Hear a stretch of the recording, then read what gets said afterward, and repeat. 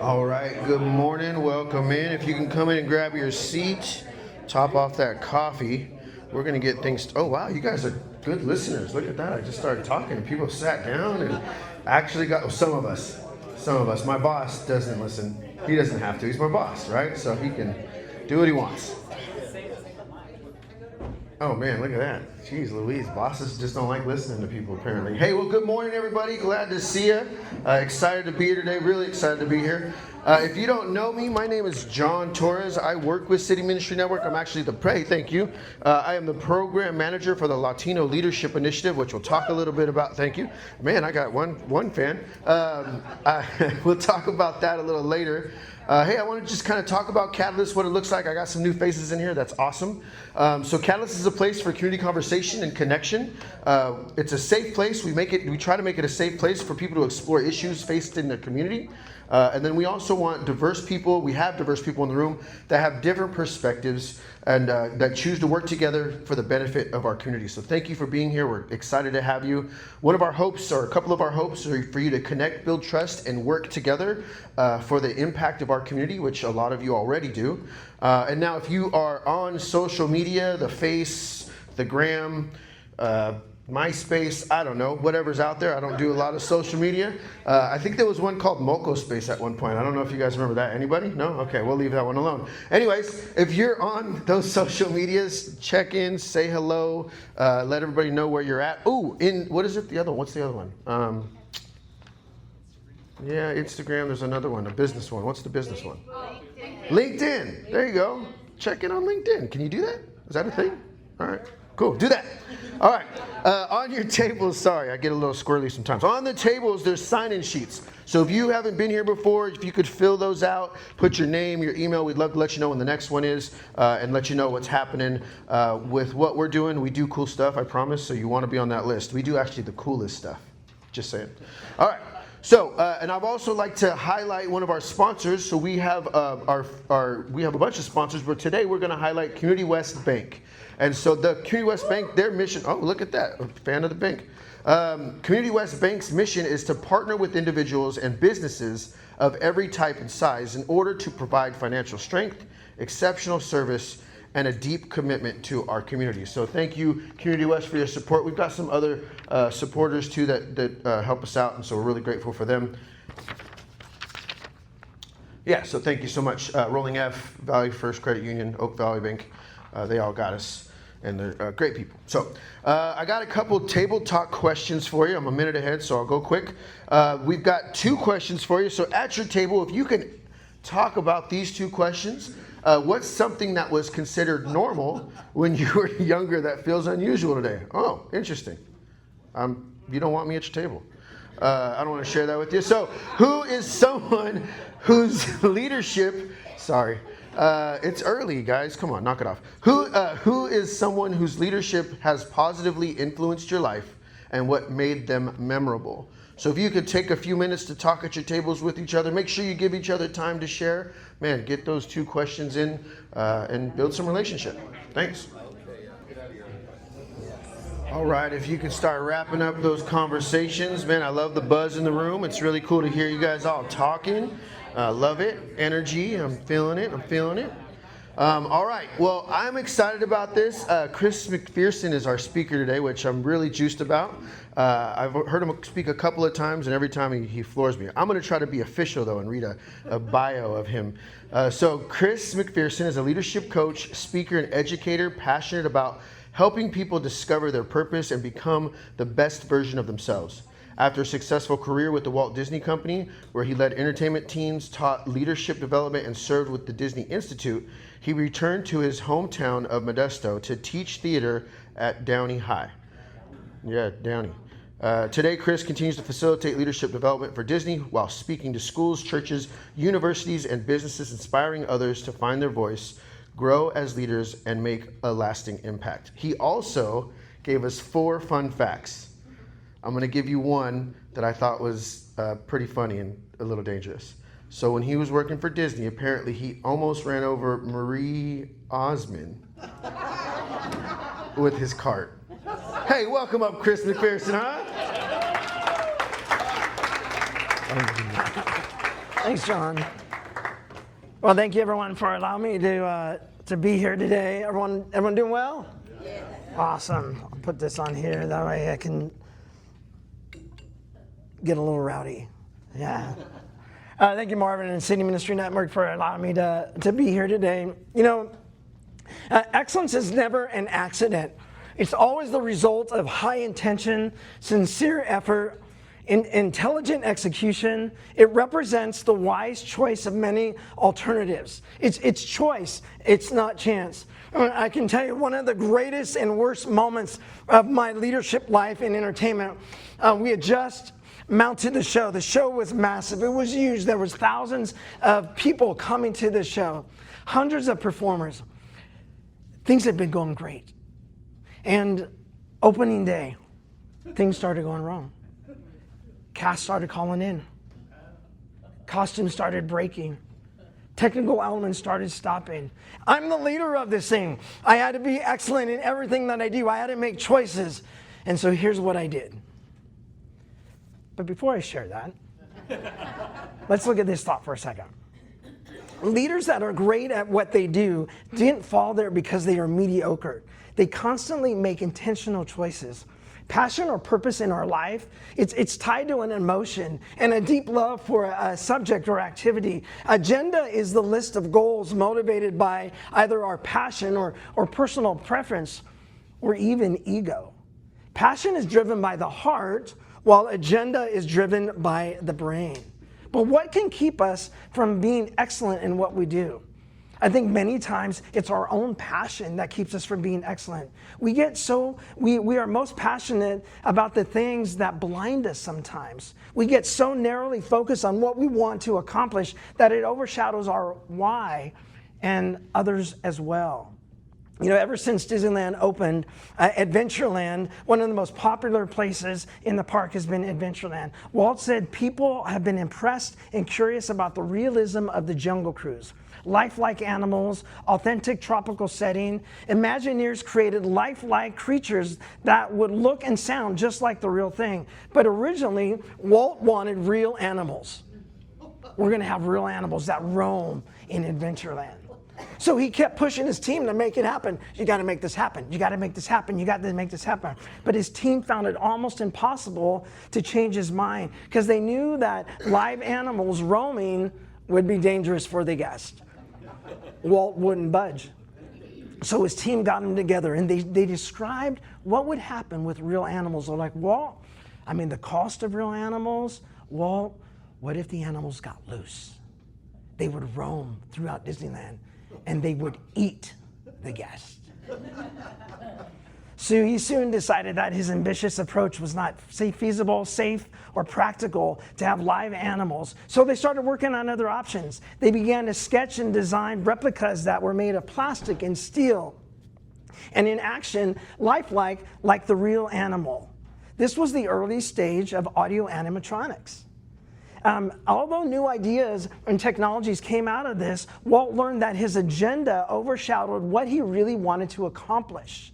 Ultimately, was great guest satisfaction. See, what we are most passionate about can also be the thing that blinds us as we lead others. We, in these moments of passion, we make decisions through our agenda. We push our team to see our decision, but many times they push back. They push back and they resist. Why? Because we get so narrowly focused on our agenda, which blinds us to see a wider perspective and the perspective of others. When you lead with purpose, it's about stepping back in these moments and becoming a detached observer. What does that mean? A detached observer means to remove yourself emotionally from the situation. This is difficult to do. Why? Because our passion emotes, right? Emotion. So it's difficult to step back without any emotion, but it's about developing objectivity in your leadership skills and your decision making, using your passion, your purpose as your filter, not your agenda. Leaders in this room, there's a huge difference between passion and our agenda. Our passion is our why. Our passion is our why. Our agenda is the how. Never waver on your passion. But if you lead with your agenda first, You're going to tend to isolate others and run alone. When we don't keep our passion, our purpose through our values, we tend to lose our patience. And we tend to lose our pathway as well. Our passion has to be driven by our values. So what are values? We know this, right? Our values are our core beliefs, principles that guide our behaviors and decisions and everyday actions. They're our internal compass. Through our values, this is how we share our priorities, and we manage our priorities, determining how we interact with others around us. By how a leader leads, they tell the true story and send a message of what they value. By how a leader leads, they tell the true story and send a message of what they value. Every leader must define their values. Every leader must define their values, or frankly, folks, it's going to be defined for you. Culture is going to define your values. Other people are going to define your values. Expectations are going to define your values. You have to define that. You have to define that. You know, there's 3 common strands in purposeful leaders. One is their skills and abilities, right? Purposeful leaders have great skills and abilities. And not that they're just great, but they're always learning. They're always developing them. The second strand of a great leader is their personality and their traits. How you're wired, how you're designed. The uniquenesses about you. They know what they bring to the team. They don't try to be like somebody else. And the third aspect, the thing that sends someone going from good to great, a good leader to a great leader, is that they operate out of their values. They operate out of values. Many times you get good leaders that are like this, and they're making decisions. They're very talented. Man, they're very talented. But a long-term leader is going to operate out of this. And we know that what? A strand of 3 is what? And that's when you come alive as a leader. That's when you are the strongest. Skills are the what? Personality is the how. Your values and your purpose is the why. And you have to have all 3 to be that purposeful leader that you want to be. If someone was to look at you by the way that you lead, what would they say that you value? Think about that for a moment. If someone was to look at you by the way that you lead, what would they say you value? If I was to ask the person that works with you, hey, what do they value? What would they say? You know, the second question then is, what would you want them to say? What would you want them to say? Because that's really the question. Each of you are skilled at what you do, but skills and technical knowledge will only take you so far in leadership. What you value will define your leadership identity. Leading out of values brings longevity to your leadership and greater impact. What you value has to be more than just words. It has to be more than just some poster on a wall in your office. It's got to be seen. It's got to be seen in action.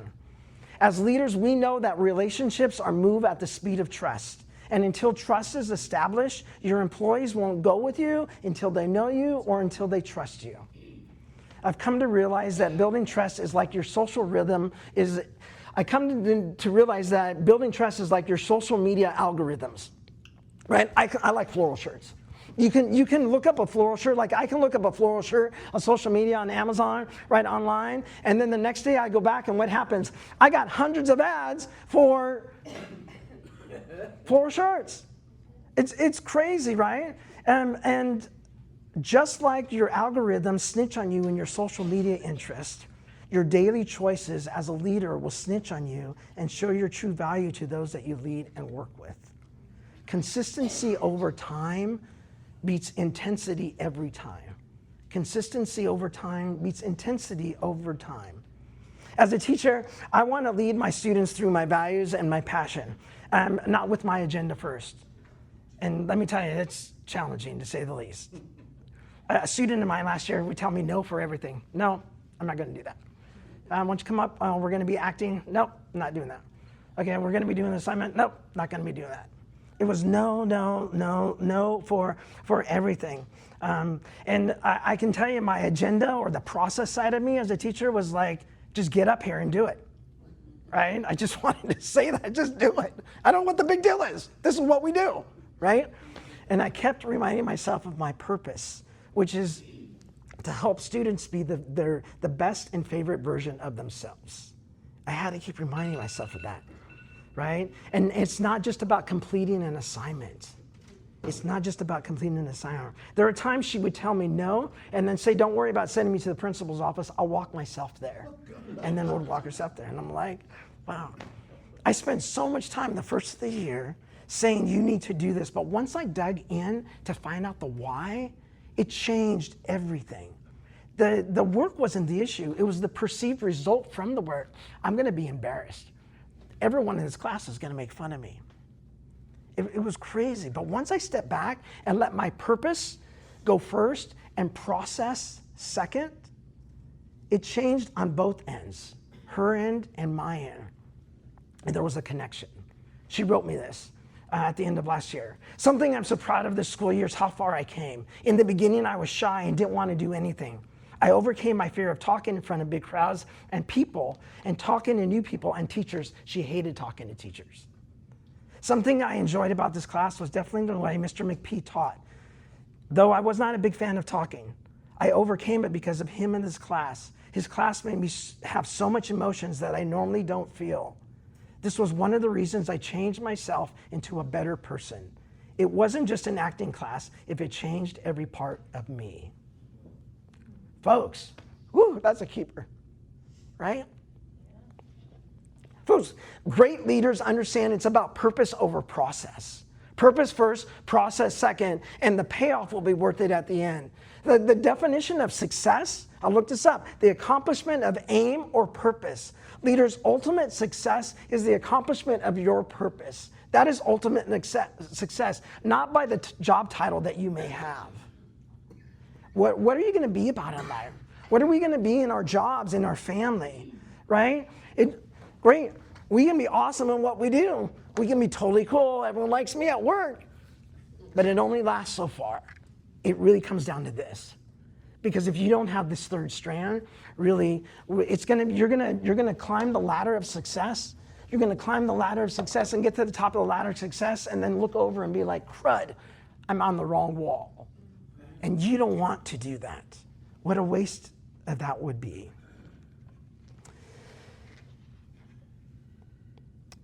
I want to tell you that great leaders understand purpose over process. Purposeful leaders know their skill, they know their personality, but they know their why. Thomas Edison said, being busy doesn't mean real work. The object of all work is production or accomplishment, and to either end, there must be forethought, system, and planning, intelligence, perspiration, and honest purpose. Seeming to do is not doing. Working hard in our job is not an option. That is not an option. We have to work hard, but it'll only take you so far. It really comes down, it's about purpose. It's about purpose in your life.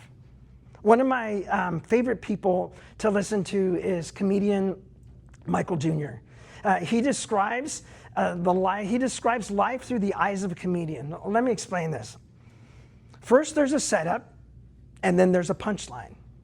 The setup is when the comedian will use his talents and resources to seize any opportunity to ensure his audience is moving in the same direction. The punchline occurs when he changes direction in a way that the audience wasn't expecting. When they catch on to this, they receive the punchline. The results are revelation, fulfillment, joy, usually resulting in an emotional response. The setup, folks, is your talent. The setup is your resources. Your setup is your opportunities. And most of the time, we use our setup to ensure our audience or the work or the things around us are moving in the same direction to help us, right? Does that make sense?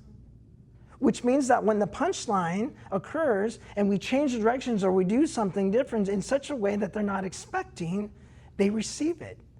And if it's done in a purposeful way as a leader, you actually use your setup for others, bringing them revelation, joy, and fulfillment, and hopefully a positive response. But it's not just for the one receiving your punchline, it's for you as well.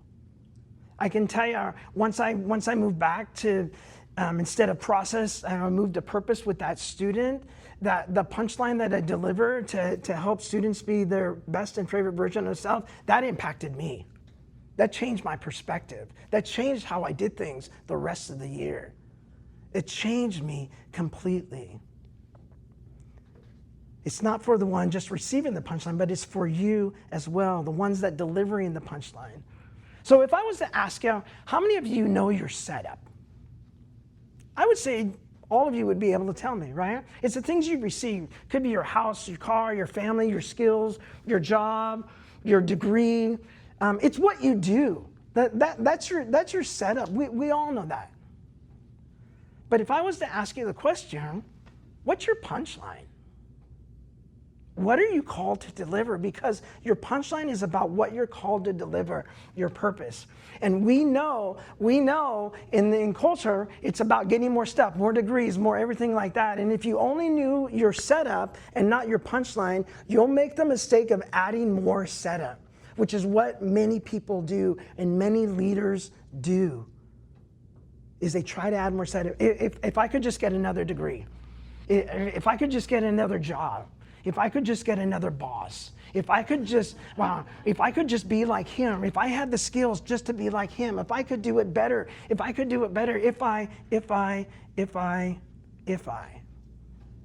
When I want to challenge you today that maybe the first thing you need to do is stop and really need to know and discover, what is your punchline? What are you called to deliver to other people? I'm called to deliver to help people be the best and favorite version of themselves. I can do that at school. I can do that at Disney. I can do that wherever I'm at. I can do that here at Catalyst, right? What I'm called to deliver stays the same. My setup may change. I may use different skills. I'm using the same skill here that I would use at school, but it's a little different, right? It's all a little different. Knowing your why and what you're called to deliver changes your outcome. Let me say that again. Knowing your why and what you're called to deliver changes your outcome. I'm going to ask Sandy, would you come up here for a second? Sandy, yeah. So I am not giving Sandy much information at all. I just asked Sandy to sing. That's it. So Sandy, you said you were going to sing. You Are My Sunshine. So would you go ahead and sing You Are My Sunshine? You are my sunshine, my only sunshine. You make me happy when skies are gray. You'll never know, dear, how much I love you. Please don't take my sunshine away. Very nice.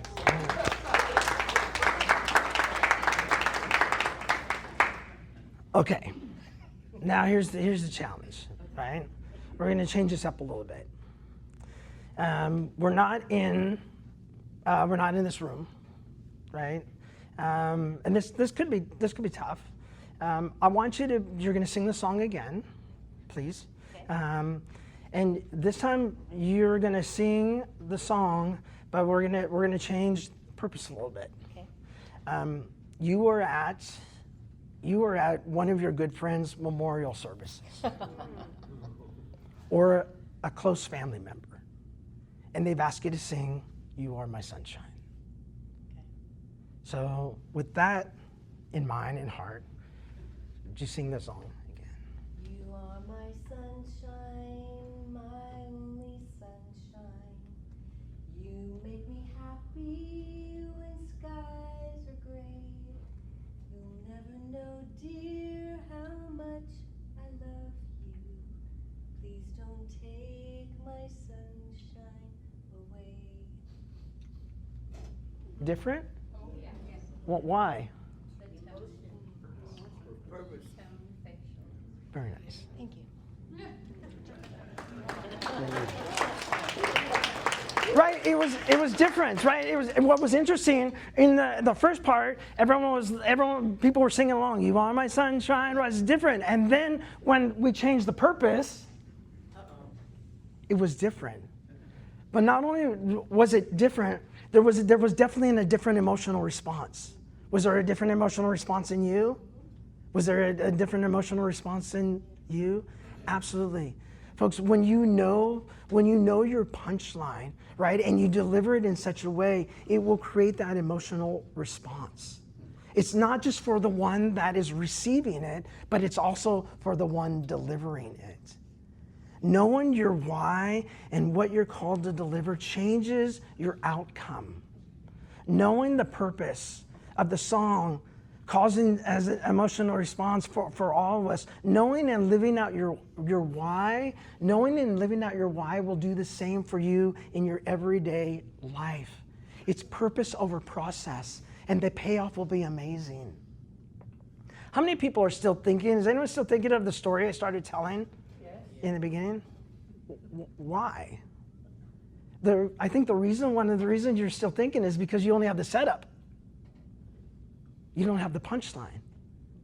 Yet, if I wouldn't have ever brought this conversation up, right, we would have ended today and you would have went on, right, with your job and your life, I went on and we never would have addressed it again. Isn't that interesting? And that was only just a few minutes ago. I think it's because you only had the setup, not the punchline, yet time moved on. So what about your story?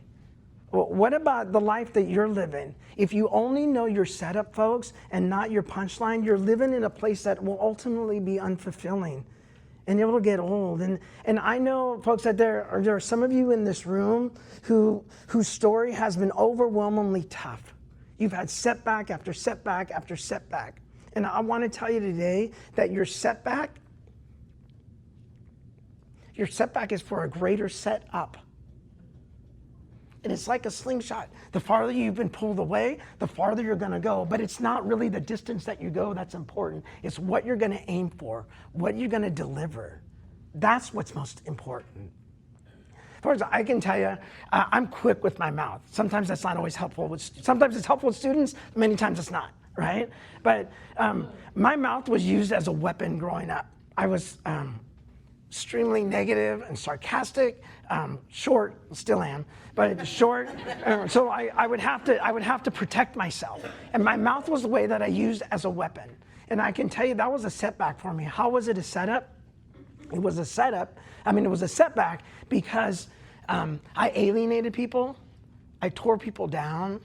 I was not life-giving with my words. I lost friends. I lost groups of people to hang out with. I have images even today of people who's like, oh yeah, he said this to me. That's a huge setback. But I decided, folks, years ago, that my setback was going to be used for a greater setup. And when I discovered this passion to speak and to inspire, I realized that that's it.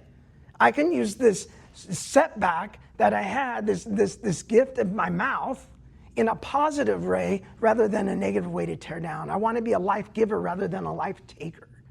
And so I want to encourage you today that your setbacks are part of your setup so that you can deliver your punchline in the greatest way. Look at your setback as a greater setup for what's to come. Over 100 years ago, a man looked at the morning newspaper, and to his surprise and horror, he read his name in the obituary column. The newspapers had reported the death of the wrong person by mistake. His response was shock. Am I here? Am I there? Once he regained his composure, his second thought was to find out what people said about him. The obituary read, Dynamite King dies. It also said he was the merchant of death. See, this man was the inventor of dynamite. And when he read the words, merchant of death, he asked himself this question: is this how I'm going to be remembered? The merchant of death? So he got in touch with his insides, his values, right, his purpose, and he decided, this is not how I want to be remembered. And so from that day on, he started working towards peace. His name? Alfred Nobel. And he's remembered today by the Great Nobel Peace Prize. Folks, 3 challenges for you this morning. 1, examine your leadership identity to make sure that you're committed to the right values. Examine it. 2, ask yourself, what can I do to ensure that your purpose directs your process? Ask yourself, what can you do to make sure that your purpose directs your process? And the third question is, do you know your punchline? Do you know your punchline? Do you know what you're called to deliver? You got your what? You're amazing. You're talented, right? You're all amazing people. Your personality, your traits, that's your how. That's how you get the job done, by who you are. It's strong. Strongest is the quarter three. It's your why. It's your punchline. Are you doing these with this guiding you along the way? All three together allow you to thrive and not just survive. No matter what you feel like, everyone has a punchline. Everyone has a setup. Everyone has a setup. Everyone has a punchline. You need to find out what your punchline is and deliver it with full heart, passionately, unexcusably. Just go for it. Because when you do that, you're going to impact people's lives in a way that you would never, ever have imagined. It's your moment. It's your moment. Don't lose it. Thank you for your time this morning.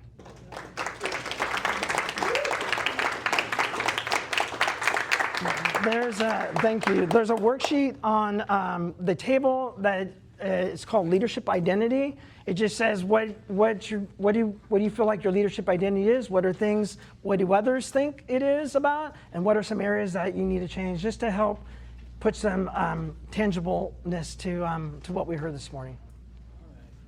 Thank you, John. Take this on. Can we give it up for Chris again? That was awesome. You can tell it was good when everybody kept doing this. It was picture after picture. I love that. All right, we got a couple questions for you, some more table talk. We want to ask you, hey, what ideas from today's presentation challenged and encouraged you the most, and why? Another question that we have for you, it's up here. What cultural shifts are having the greatest impact on the people you or your organization serves? So if you can have a conversation about that, I'll come back and wrap this up and we'll get moving. So yeah, enjoy conversation, please. All right, I'm going to bring you guys back here. Great conversation. Again, love the buzz of the room. Got a few announcements for you today. In the back, you'll see an upcoming community events table. Look at that. You guys are awesome. Looking when I point and stuff. Look it over there. No, I'm just kidding. There's some see, look. Kai, I love you, man. I love you for that. He was like, what? What you said? What? So, no, I'm just playing. All right. Yeah, thank you. Anyways, thank you guys for paying attention. So, upcoming events, there's some stuff on the table there. I think we got some stuff from El Concilio. They've got something coming up soon. I think there's something from Heart to Heart as well back there. So, man, grab that stuff. Take a look at it. I'm going to take some time because I'm selfish.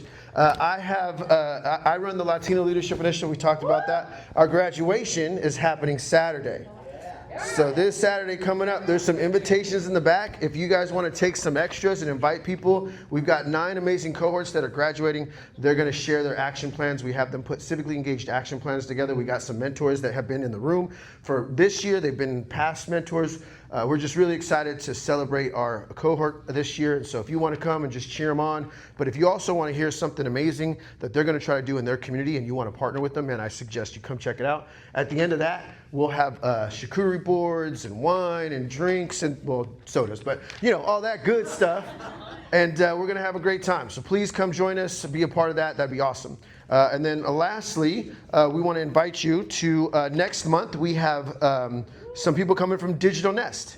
So I don't know if you've heard of Digital Nest. They do amazing work. Actually, one of our graduates works there, and one of our current cohorts works there as well. So anyways, stop plugging myself. Pay attention. All right. Digital Nest, come check them out. They're doing great work in the community. They're trying to invest in youth and teach them more about IT and computers. It's just a great organization. So come next month. We'd love to have you. I'm going to invite Marvin on up for the final thoughts.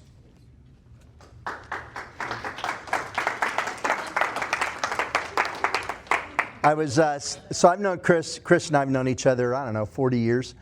And met him when he was in junior high, and I was only 12 years old at that time. But the comment I make to him was, what you saw was real. We can have presenters, and you've been them, you have presenters that they can say whatever the heck they want to say, oh my gosh. but their life doesn't match their words. And one of the things that I was blessed with Chris today for a long time, but candidly for anybody who's going to stand up here, is that he has integrity. So even my first comments to him is, you're real, you have integrity. That was integrity. So to me, that is one of the greatest comments. You know, all of us in this room are accomplished. You're making it happen in whatever circle that you're a part of. Now, we all know there's the haters and all that out there, and sometimes the biggest haters in your head. That's where mine exists. I call him Harold. Harold exists in my head, and it really doesn't matter what anybody else says. Harold, a lot of times, is not very happy with me, and I just got to keep patting him on the head and tell him, honey, it's okay, you're safe, you're okay. But all of us are in this room, we're accomplished, and when I had the privilege of seeing some of the presentations before, a few days before, and the question that came to my mind, it was kind of a weird thing, and I thought of all of you this morning, most of you anyway, was how does a person make peace with themselves for what they don't accomplish in their life? For what they don't accomplish. You all have dreams, you all have purposes, you are movers and shakers. And then you get in the car to go home, or where mine will show up is in the middle of the night, when I'm all by myself and nobody's, well, my wife's next to me most of the time, if I'm on the couch sometimes. But how does a person make peace with themselves for what they don't accomplish in their life? And I do interact with people in seasons of life, whether they're 12 years old or 100 years old. There are seasons when they look in their life and say, how do I make peace with myself when I don't accomplish that which I dreamed? And the world keeps score by accomplishments. The world keeps score by accomplishments. But heaven seems far more interested in faithfulness. It seems to be far more concerned in measuring us by our faithfulness. Faithfulness is choosing to keep showing up, doing what's right, keeping your promises, even when it's hard. Or get this, even when no one will ever know. There are 4 times in the Old Testament, Nehemiah writes in his narrative 4 different times. He says, remember me for what I do for these people. Remember me. Because in the midst of him trying to rebuild his city, like so many of us are doing, it can be hard. And he reminds us, Lord, remember me for what I do for these people. These people. Keeping your promises even when it's hard and nobody ever knows. And public achievements, as you know, and faithfulness are not the same. Not the same. A person makes peace with themselves when she can honestly say things like this. I didn't accomplish everything I hoped. I made mistakes. Anybody got children here? I made mistakes. I left some dreams unfinished. I could have done some things better. I could have done some things differently.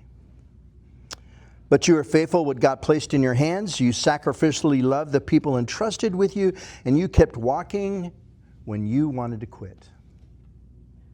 You clung to love when you could have clung to bitterness. And those of us in the public sector knows what it's like to say, I am fed up and I'm going to grow bitter and hateful and angry. But no, I know almost all of you in this room, and you cling to love. You cling to sacrificial loving even when nobody knows. Even when maybe you'll never get to accomplish all that you dream about doing.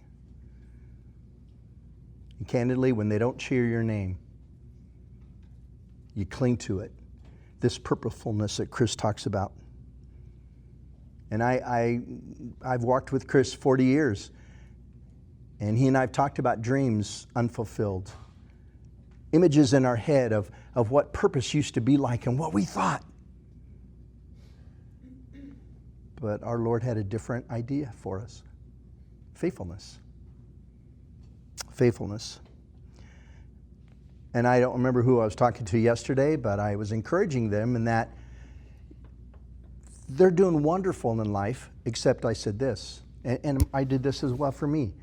I can never be here unless I'd gone through that. I could never be here unless I'd been there. All the agony, all the quiet, all the screaming, whatever that was, the failures, the regrets. But I can celebrate here. I wish I hadn't had to go through that. Mother Teresa called it the village of humility, the village of humiliation, of going through those seasons of hurt. And then we leave the rest with the Lord. And I want to encourage you with this. I want to leave you with this. That kind of peace of leaving it with the Lord and knowing that you are faithful and you chose the right thing, whether anybody followed you, anybody ever knew, anybody ever cheered your name. That kind of peace is quieter than the world's award ceremonies, and it lasts a lot longer. So when I say a man can stand up here, or a woman can stand up here, and I can say, you have integrity. That is who you are. That is the greatest thing. Even if Juan from South Modesto, Hanshaw, never cheers his name. And when you've got Disney, when everybody's cheering your name and you think it's wonderful, but little Susie over here, who will never know who she was, is marked by her music teacher, her theater teacher. In our community, as we continue to be influencers in this room, it's not determined by one big moment. It's by all these small decisions that you and I make more often than not. And do we always get it right? No. But more often than not, and I want to encourage you, let's stay at this thing, let's stay at our post. And I want to leave you with this last question. What's one intentional choice I can make this week that my future self will thank me for? One step at a time. You are all accomplished. You are all amazing. You really are. And tell Harold in your head you're okay, or whatever you want to call her. But how do we live with those dreams that we don't seem to ever accomplish, or the regrets that we had, or our life has rolled out in ways that we never dreamed? It's going to be okay. And I want to encourage us to stay together, not just in this group, but have people around you that will encourage you and love on you and just be your friend. Just walk with you. I don't know why I'm saying this morning, and I could have gotten up and been much more, whatever this is. But there's somebody in the room just needed to be reminded. You stay faithful. Keep choosing the right thing. Keep praying, Lord, remember me for what I do for these people. Because there'll be people that don't know. And sometimes it's your children. This is being recorded, so I'm not going to give you any more than that. And I love my children. No, I do love my children. So I'm going to pray for you. And then stick around. It's 8:06. We still have a few minutes. Lord, thank you that you tell us that heaven is much more interested in faithfulness than it is the world's standard of success and accomplishments. I'm sorry I spent so much time of my life looking for the attaboys, when all this time you've been giving me your attaboy. May this be a room, a space of deep encouragement in a world of sarcasm and discouragement and anger and hatred. I pray for our youngsters. I just thought of them. I spent time working with a group of college students that had never known nothing of community leadership except for what they read in the media. And then they think they're supposed to be bullies and they're going out for themselves. I'm so sorry, Lord, for that. Thank you for these men and women in this room who are sacrificial servant leaders and model that every day loudly and quietly. And Lord, I pray that you would remember each one of them for what they do for people. In my Lord's name I pray. Amen. You have a good morning. Hang around and talk to people.